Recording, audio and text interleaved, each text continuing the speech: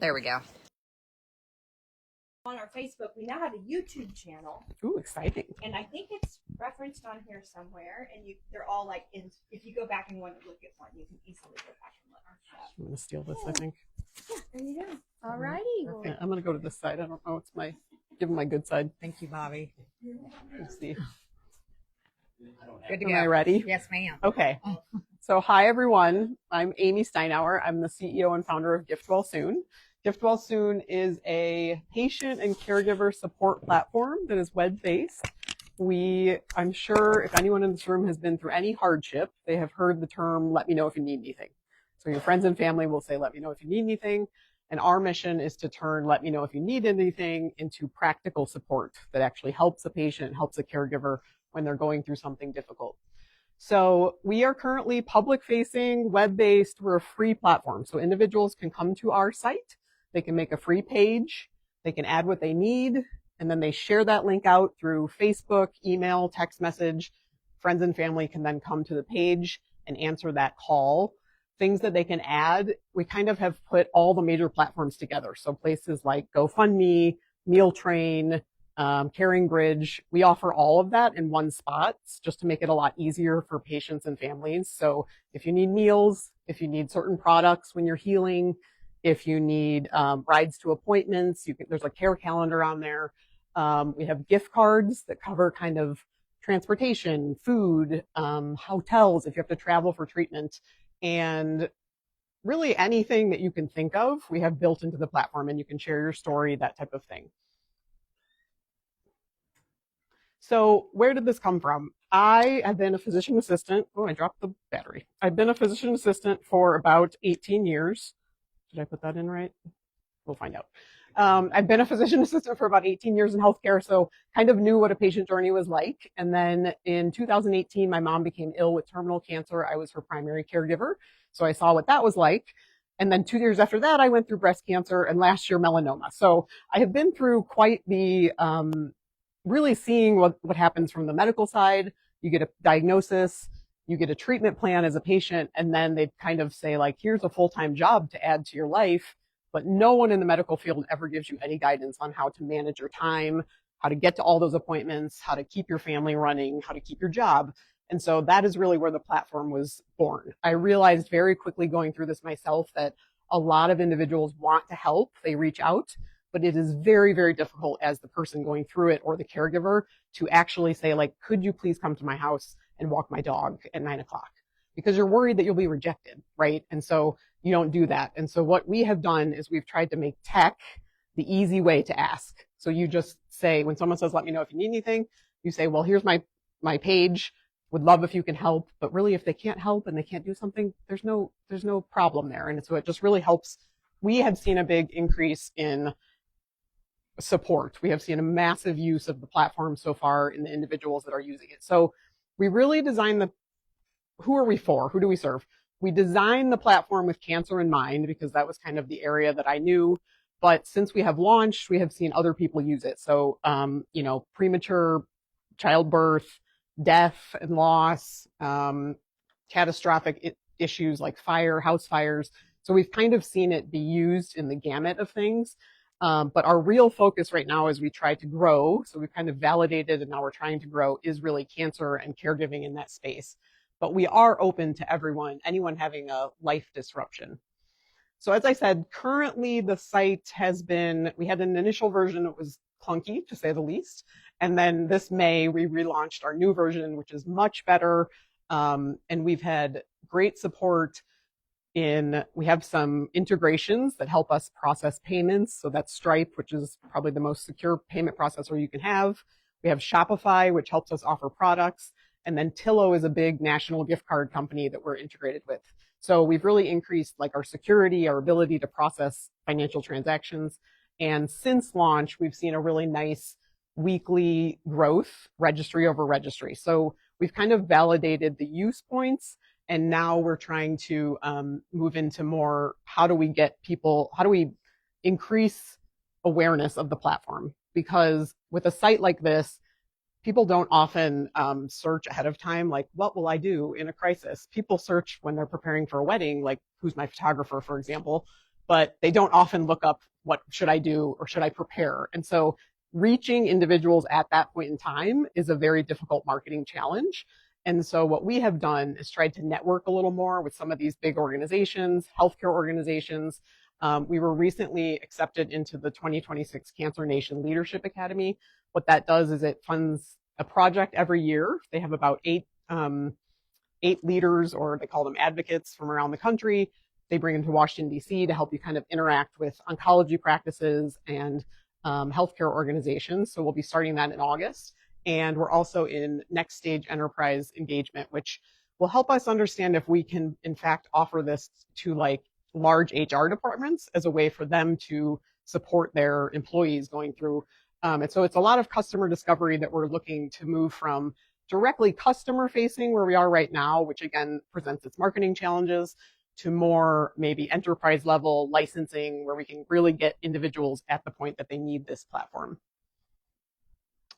So our current focus, like I said, is kind of building awareness, moving more into that licensing, trying to get some partnerships that will help us reach patients, caregivers, but also a lot of our focus right now is just community, right? So we've had great support in Kansas City area where I kind of work my way around the community and introduce to hospitals, churches, nonprofits. And then again, like looking ahead, as I said on the previous slide, just more of that enterprise level, maybe licensing to try to get better connections. I think I already mentioned most of this, but our biggest challenge, again, is reaching individuals when they need it. So awareness is a big push for us. Another big challenge is that people hate asking for help. Believe it or not, our society is very independent. And so when you need help, again, it's a message that we're trying to bring awareness to, that in fact, it's very interesting because if you put yourself in the position, if you think of your best friend, if your best friend was going through something very difficult, you would want to help. But if you're going through it, for some reason, we flip that around and we say like, oh, I would never ask for specific help. And so we do a podcast. We kind of talk about that. We bring in, leaders from nonprofits and people again that are addressing this issue, and just really try to kind of spread the word about that. It still works. And so what are we here for and what can you do for us? Again, awareness is a big piece. So if you think of anyone in this space that you could potentially introduce us to that may be able to help us connect with individuals that need the platform. So congregations, religious organizations, churches have been of great support. They typically have a foundation. They are usually very involved in, what is going on in their congregation and who has needs. So they have been wonderful.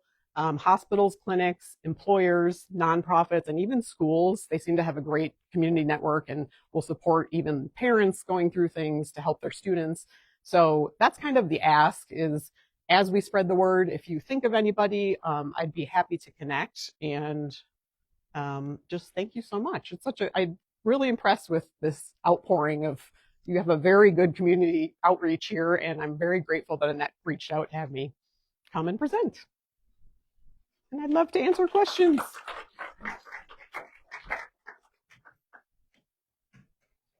Yes. My question is for you, Zane. So if I was wanting to help somebody, do I have to download the app? It's not an app. It's just web-based. Okay. So it's just a paid, you can go to giftwellsoon.com. You don't have to download an app or anything. So I'm just seeing a lot of these types of things pop up over the years. Yes. And I think it's so wonderful because it's the same as like, I have Amazon gift wish lists Yeah. for my kids Yep. and stuff.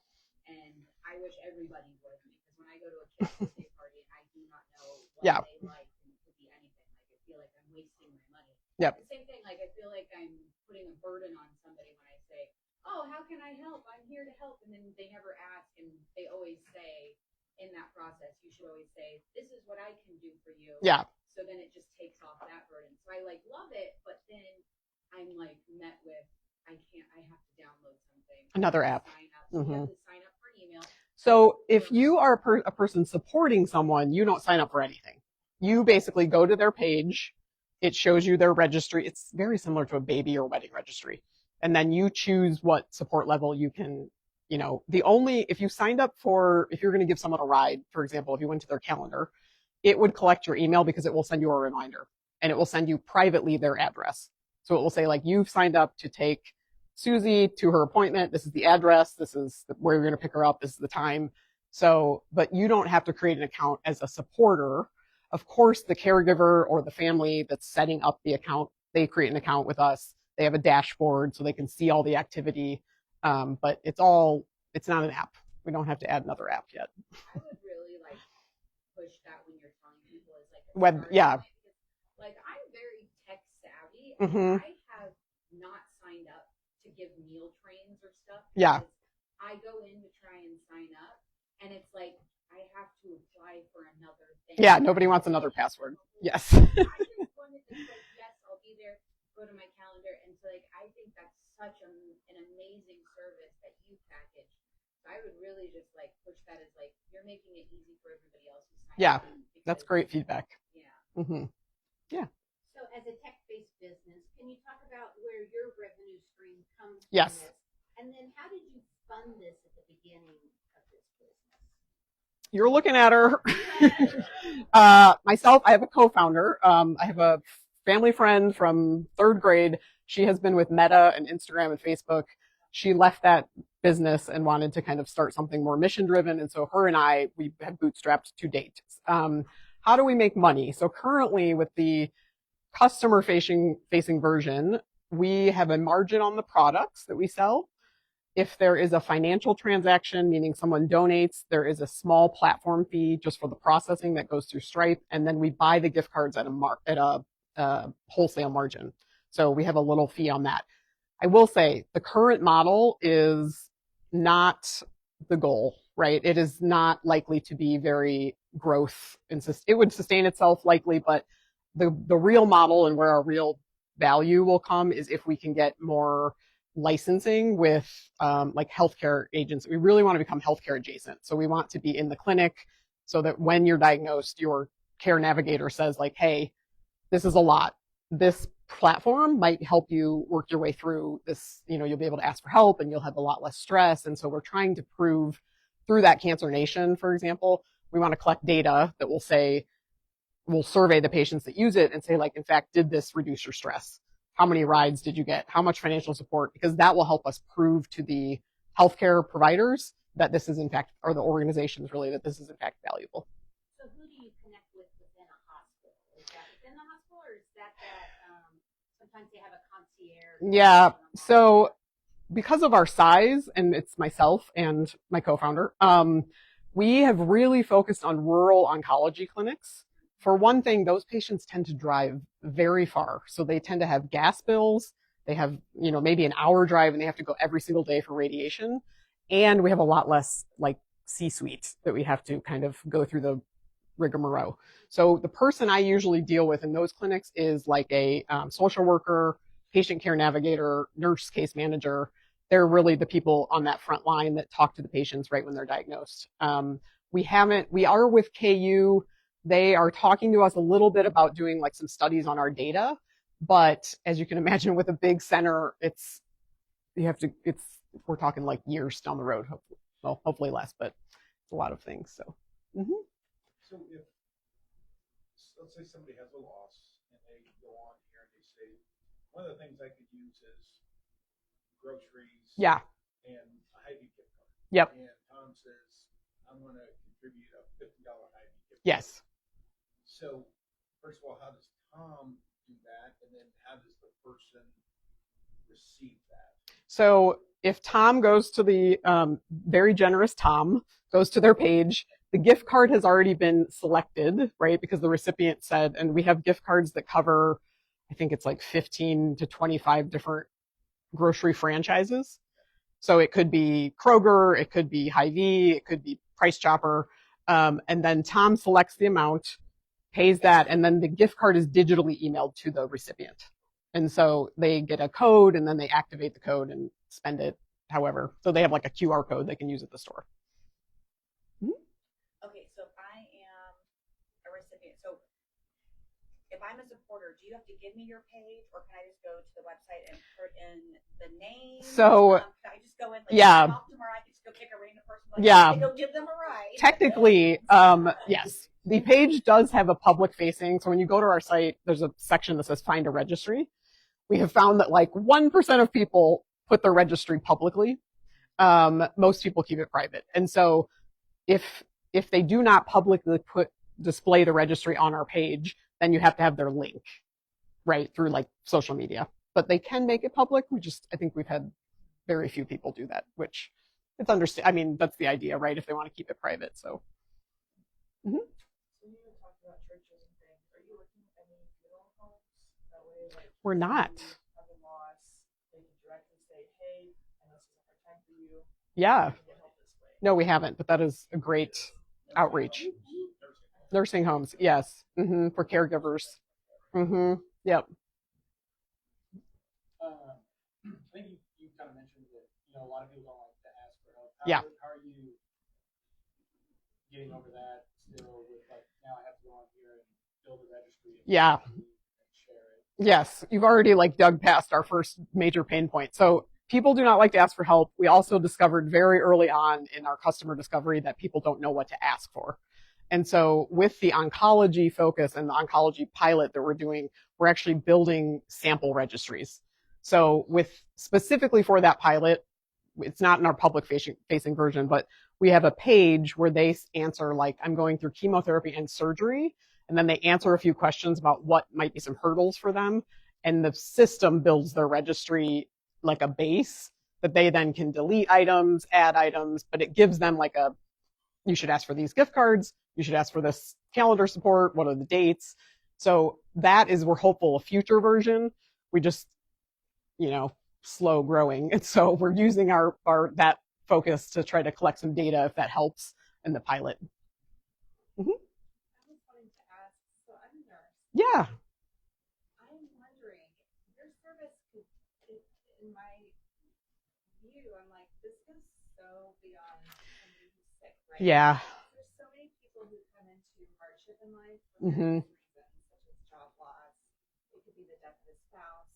It could be just being a single mom. Yeah, or an right. aging grandma who needs some help. It could be anything. Does your service, is it suitable for those categories? So As well? Can they sign up also? what's interesting is we have a few churches that really kind of have, kind of rallied around us, and they have used it for other, like one of them, like I said, had a house fire. One was, I think a single mom had a job loss, and we've had some grief. So it's definitely usable for any, the platform itself does not guide you as a cancer patient. We are just focusing our marketing efforts to cancer because it gives us kind of a, I can't market to everyone, but certainly people that find us just through the web can use it for any type of hardship, life's hardship, really. So yes. That's great. Thank you. One of the things that I was thinking of, I'm not sure you can integrate or tie in with it or not, but the employee assistance program. So that's actually what that next stage program is, like our discovery for that. So they have about 12 big enterprises, Cargill, Coke, Evergy, and we get to actually sit with like the directors of HR and discover what are their pain points, what is their difficulty when an employee goes through a major hardship? What are they doing right now? Is it something that we can help, maybe a more of a concierge level service? So yes, that's our next kind of hopeful push. We're going, yeah. You'll find a lot of opportunity.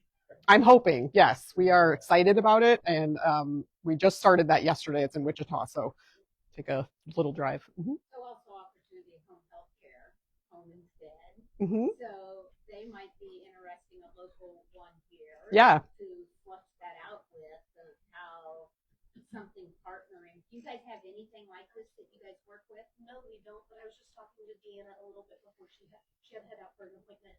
It's nice because we obviously see clients that pass away, and being able to support a family member during that time would be great. So I'd love to connect. Yeah, that'd be awesome. I guess question one: are you a 501c3? We are not. We're for profit. Yes. No problem. Yep. We went back and forth with that quite a bit, but we settled on for profit. How do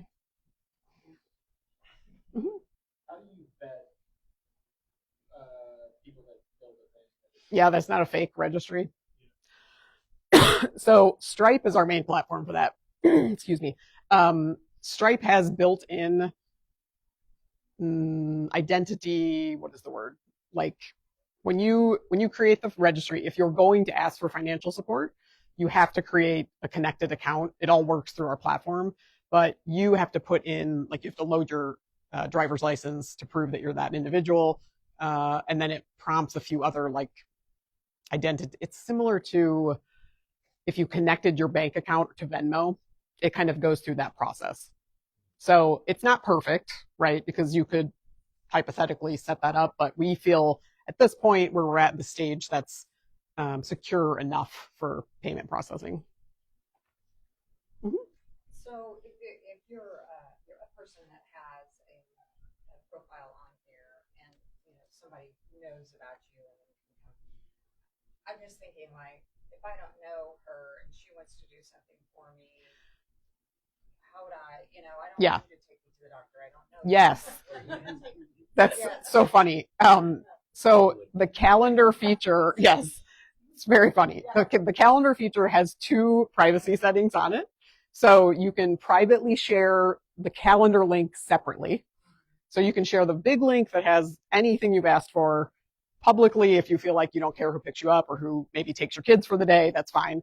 But you can also set that calendar link to just go to like friends and family via text, for example. So because we also thought of that when I was ill, I had 2 small children, and one of my big asks was like, could you take the kids? Like, just give me 4 hours to sleep or something. And I agree with you. I wouldn't want like random person from my high school coming to pick up my children for the day. And so that is a feature that is built in. Good question. Mm-hmm. So you mentioned shipping products and things like that. Is that the gift card aspect, or what other things do you guys offer? So we have products that are kind of focused on treatment and recovery. So it might be things like, post-surgical pajamas, post-surgical pillows. What else is on there? Heating pad. It's all very medical kind of focused. And that all comes through Shopify Collective. So we partner with those vendors. When that order comes through, they ship directly to the individual. So we're just really the marketplace for that. Mm-hmm. So Mm-hmm. I'm interested in just building it out technical. Yep. Is that your partner you leaned on? Because just building this whole platform. Oh, I appreciate that you've noticed how that feels. We initially worked almost by ourselves when we tested the pilot, the initial version. Like I said, it was very clunky. It was very difficult. And then we engaged with a company in Kansas City called Creative Capsule, and they are very startup focused. So they're very good at identifying things that we would forget, like security layer, data collection. They really counsel us on a lot of that, and that has been a huge, huge help. So what it really comes down to is being myself and my co-founder are more of the decision maker. We kind of give them the roadmap. They tell us what's possible, come back and tell us what's not possible, and then we kind of work with them. But they have been a huge help until the point that we can bring our own technical team in. We're not at that point yet, but yeah. If somebody signs up as a volunteer to take somebody for a ride or take your kids for 4 days. Yeah. Perfect. Yes. I actually have a page. You can take my kids if you'd like. That is nice. Sorry, what was that?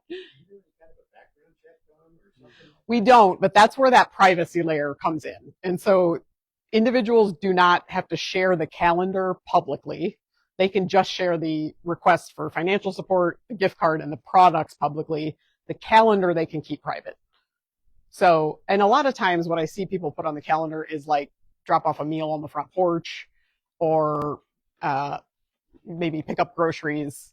It's less of the things that people might be worried about. But I do see people use the private calendar feature. We kind of monitor that really more when it's things like come sit with my mom. Like we have one registry is dementia. she cares, she's like around my age, she cares for her mother. And so a lot of her asks are like, I need to leave the house for 2 hours. Could you come sit with my mom? So that she's been sharing that link privately. So that's kind of the safety net there. Probably not perfect, but works for the moment. On that privacy calendar, let's say you've got a dozen people as friends and family, Mm-hmm.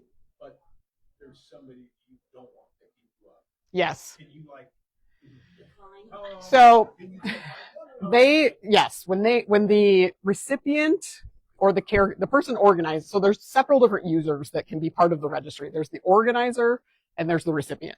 They both get a notice when someone signs up. So they would get an email saying, Annette is coming on this day. And if I'm like, ooh, I know I don't want to sit in the car with Annette for an hour, then they can actually hit, sorry, I only know like 2 people's names. And so sorry. So then they can actually hit decline and it goes back to the calendar. And then they would obviously have to decide that maybe that person that has the link is not the best person, or they could put a message in there, that says like, changed my mind, didn't need this ride or something. So yeah. Mm-hmm. You were saying that a lot of your profit is like in the services or like products. Yeah. Did you also like partner with places like massages, facials? So yes, it's such a good idea. Like a service based where people could ask for services, or house cleaning. We had thought of that. Yeah. Yes. We researched that really early on, and we didn't have the money or what we have on the site is possible because of the integrations that we can use that are pretty low cost for businesses. Like Shopify makes it really easy to integrate in the site. There isn't really a platform right now that feeds like local service based activities, but things like home health would be awesome. The workaround at the moment is people can post. We have, instead of having like GoFundMe where it says like, I need $15,000, we have microfunding. So people actually ask for the actual amount, or they should ask for the actual amount. So if they have home health that they need to hire, they can actually put, I need $1,500 for home health for this, and they can explain to the giver why they're asking specifically for that. But I love that idea, and that was in our initial version. We just couldn't figure out a way to build it and make it seamless, because it is public and nationwide. We really have to have like I think it's a great future version, and it's still on the playbook, but haven't figured that out yet. This is so great. Thank you. Thank you. So great. We're excited about it. Point, I mean, we want to help. Yes. People want to help, Yes. even if we don't quite know them, but especially a fire or something like that. I mean, like everybody wants to give, but if they have, if it's not private or if it's not public. Yeah.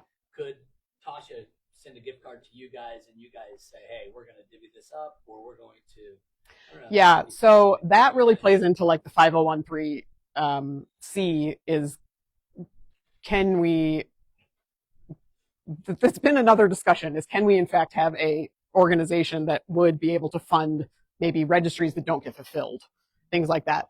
Our answer at the moment has really been trying to partner more with those nonprofits. So like Jewish Family Services in South Kansas City, they do a lot of that. They just seek out what are some needs. And so we've been able to kind of come in and fulfill those where they may have extra funds, and they might say like, can we process this payment through you? So, yes, I think it's brilliant, and I'm hoping we can get bigger so people will see the needs and fulfill them. On the platform, is there a generic spot possibly where like you can see everyone that has donated to you or volunteered, where you can like reach out and like send thank yous? Yeah. So in the user dashboard, and I'm realizing that I probably could have given a better visual of what the platform looks like. So I'm getting that feedback in live time. The user's dashboard, the organizer and the recipient see what was gifted, who was gifted, unless it was gifted anonymously, then it says it was anonymous. And they have a little button where they can send like a thank you. So they can digitally send a thank you, or however they like to do that. So thank you, all of you. Appreciate it.